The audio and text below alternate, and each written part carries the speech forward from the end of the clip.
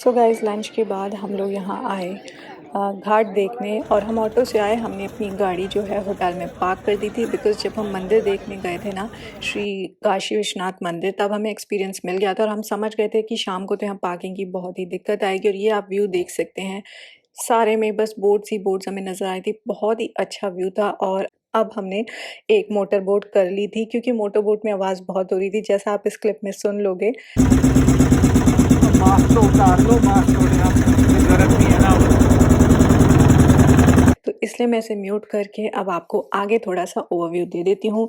Guys यहाँ पे total हमने घाट्स घूमने के लिए बोट की थी और यहाँ पे अराउंड 88 घाट्स हैं, if I am not wrong, जो पूजा एंड स्नान के लिए यूज़ होते हैं। एंड 2 घाट ऐसे हैं जो क्रिमेशन के लिए यूज़ होते हैं। एक का नाम तो मणिकर्णिका घाट था, दूसरे का शायद मुझे याद नहीं आ रहा। भैया जो थे बोट वाले, वो हमें सारे घाटों से रिलेटेड कहानी बताते जा रहे थे। मोस्टली घाट जो 18th सेंचुरी में बनाए गए थे, इनकी मैथोलॉजिकल इम्पोर्टेंस है। और यहाँ पे जो राजा वगैरह उस टाइम के आते थे, इन घाटों को बनवाते थे और उन्हें मतलब मोक्ष की प्राप्ति के लिए वो लोग यहाँ पे आते थे और उसी दौरान ये लोग यहाँ पे घाट बनवाते थे। और पॉपुलर घाट यहाँ पे कुछ 8-10 घाट हैं जो बहुत ही ज़्यादा पॉपुलर हैं। जैसे एक 80 घाट है, काफ़ी ज़्यादा पॉपुलर है, वो बीएचयू के पास भी है और वहाँ पे कुछ फॉरेन स्टूडेंट्स भी आते रहते हैं और वो सबसे ज़्यादा साफ़ घाट भी है। और गाइज़ मैंने यहाँ पे देखा जिस तरीके से घाट हैं और जिस तरीके से लोग यहाँ पे आते हैं, इतना हर टाइम भीड़ रहता है, उस हिसाब से हमने यहाँ पे इतनी गंदगी नहीं देखी। हम जो गए थे ऑटो वाले ने हमें दशाश्वमेध घाट पे छोड़ा था। वो काशी विश्वनाथ मंदिर से शायद 1.5 किलोमीटर्स है और वहाँ से जहाँ पे ऑटो वाले ने हमें छोड़ा था, वहाँ से 1 किलोमीटर हमें चल के आना पड़ा था। रास्ता जो है बाहर निकलने के टाइम पे मैं आपको दिखा दूँगी लास्ट में। तो जो दशाश्वमेध घाट है, जहाँ से हमने अपनी बोट राइड शुरू की थी, ये घाट काफ़ी पॉपुलर है। यहाँ पे सबसे बड़ी वाली गंगा आरती होती है, 7 प्रीस्ट यहाँ पे आरती करते हैं। आरती शाम को सनसेट के बाद ही स्टार्ट होती है और लगभग 45 मिनट्स पे चलती है। कहते हैं इस घाट को ब्रह्मा जी ने शिव जी के वेलकम के लिए बनाया था। तो गाइज़ मैंने यहीं पे आपकी नॉलेज के लिए इस तरीके से थोड़ा ज़ूम कर के भी आपको दिखाया है।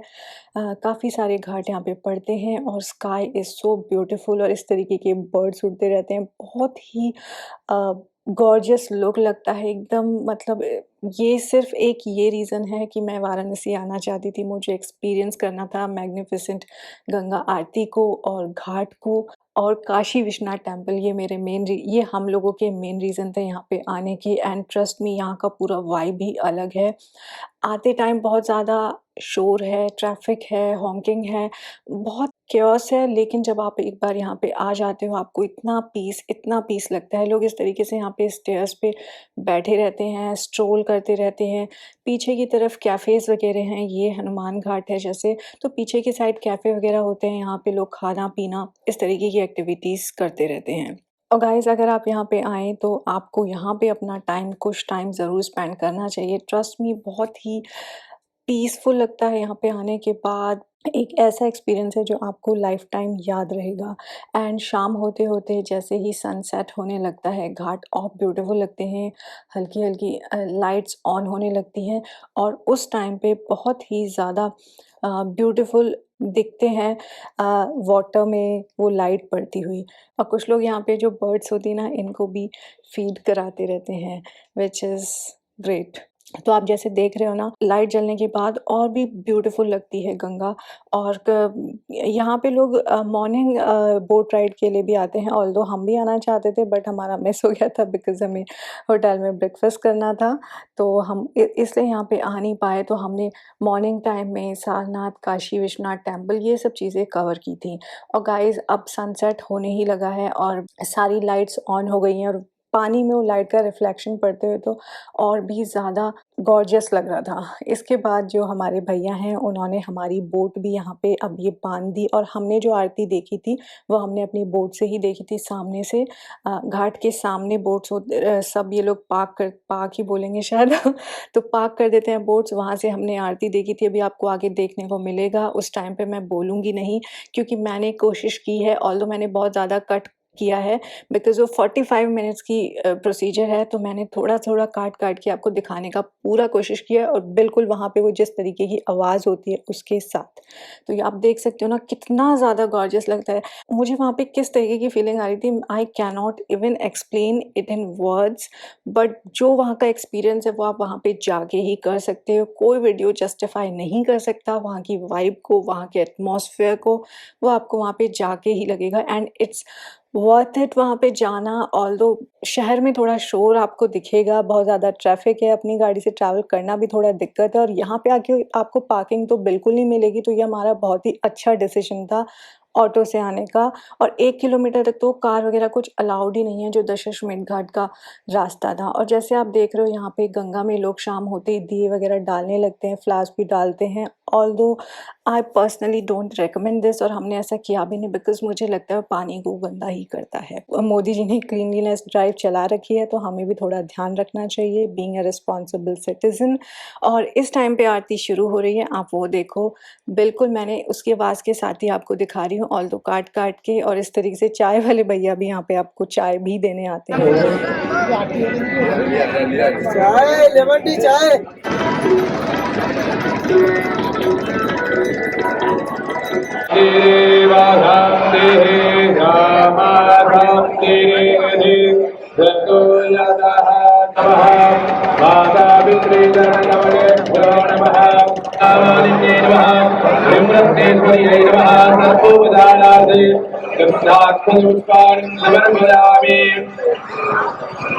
ओम ईरक्कुं हवेः प्रजाननं अन्तुरकवीरक्कुं सर्वगणक्कुं धृताय आत्मादानि प्रजादानि वधुदानि कसंन्यभयदानि अग्निः प्रजां बहुलं मे करोत्वन्नं वयोरेतोऽस्मासुदन्ता कर्पूरगौरं करुणावतारं संसारसारं भुजगेन्द्रहारं कलावसं हृदयारविन्दे भवं भवानी सहितं स्वामी कदले कर्मसम्भूतं कर्पूरं दुःखदेविका आराधनित्यमहं गुरुवे वन्द्यमे वरदा भव कर्पूरनिराञ्जनं समर्पयामि मादेश्वरी गङ्गादेव्यै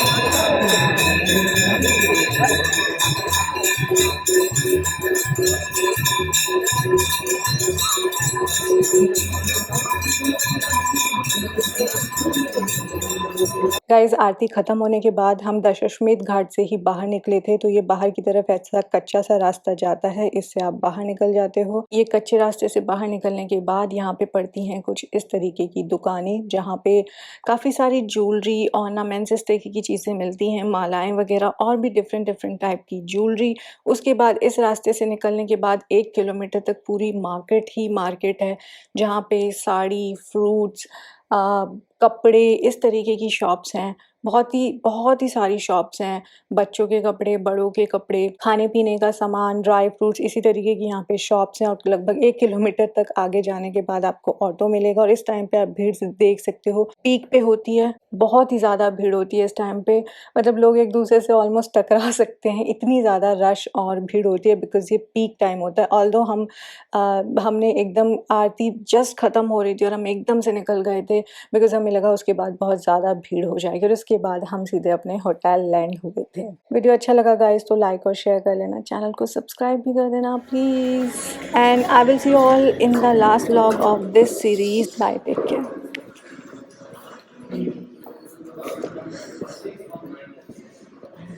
इन्होंने रूम साफ कराया होगा,